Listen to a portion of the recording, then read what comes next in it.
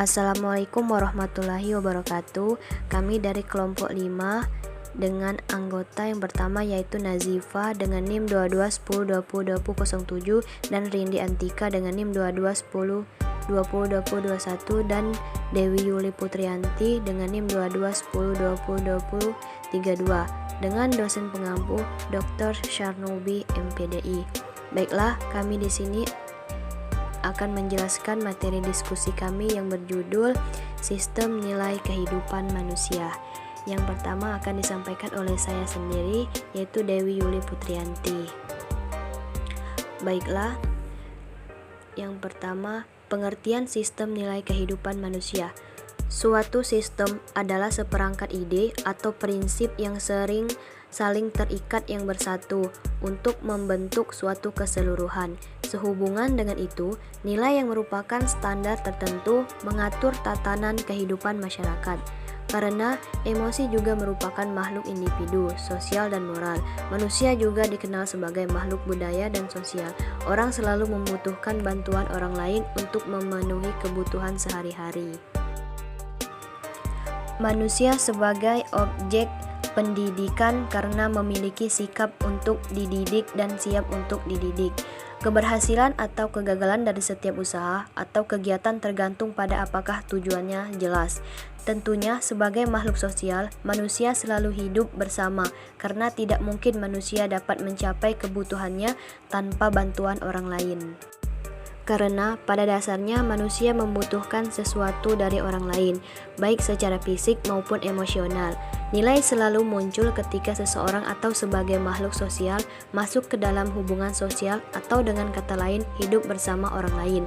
Karena pada dasarnya manusia memiliki sifat bawaan manusia seperti cinta, benci, kasih sayang, hormat, anti kesenangan, dan lain-lain. Bagian penting adalah membuat klasifikasi nilai-nilai universal yang berlaku dalam masyarakat manusia.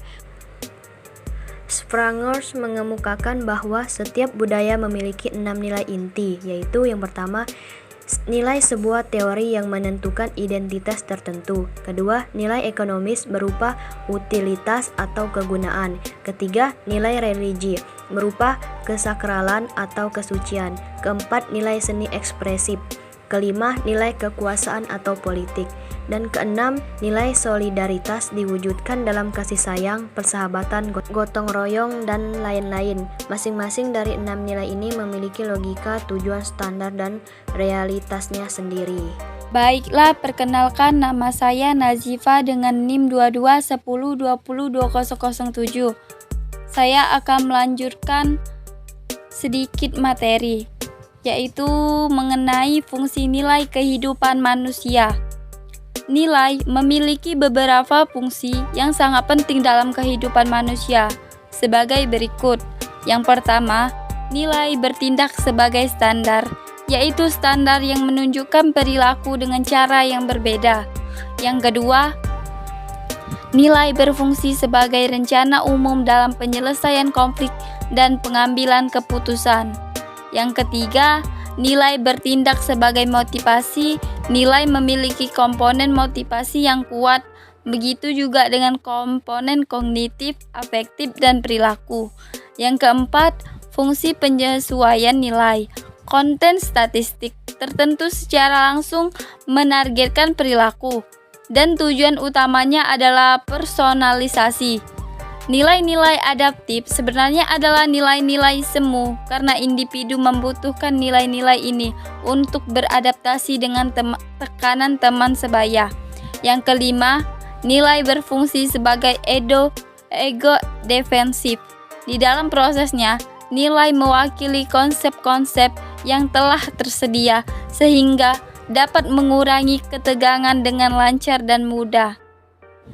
Yang terakhir, nilai berfungsi sebagai pengetahuan atau aktualisasi diri. Nilai sebagai model tingkah laku atau cara bertindak secara eksplisit maupun implisit diri. Sekian, terima kasih.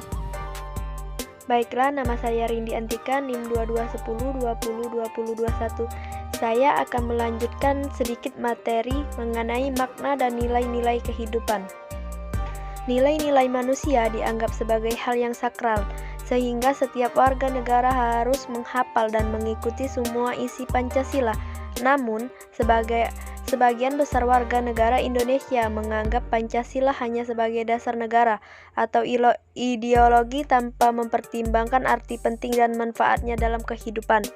Pada setiap perintahnya, karena setiap butir-butir Pancasila disebut atau dirumuskan dari nilai-nilai yang telah ada dalam kehidupan pribadi bangsa Indonesia, orang sejak zaman kuno, dan makna dan nilai yang terkandung dalam setiap perintah tersebut adalah nilai bersifat objektif, yaitu dalam pandangan ini nilai suatu objek ini melekat pada objeknya dan tidak bergantung pada subjek yang menilai.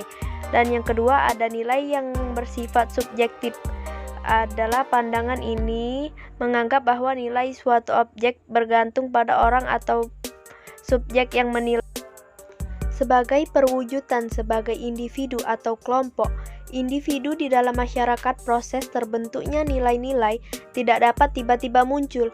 Ia melalui proses panjang agar terbentuk. Berbagai proses terbentuknya nilai yang telah dirangkum. Yang pertama, ada proses dari Tuhan. Sebagai besar manusia percaya pada Tuhan. Mereka meyakini bahwa Tuhan mengatur segala hal di alam semesta, termasuk nilai-nilai hidup manusia. Dan yang kedua, ada proses dari individu. Setiap manusia memiliki sisi yang baik dan sisi buruk dalam setiap dirinya. Perjalanan hidup seseorang akan sangat dipengaruhi oleh nilai-nilai yang ada di dalam dirinya. Dan yang ketiga, ada proses dari masyarakat. Sebagian besar masyarakat memiliki keyakinan bahwa nilai bersifat mutlak dan benar. Hal tersebut kemungkinan dijadikan sebuah pedoman dalam berperilaku di kehidupan setiap individu dalam masyarakat.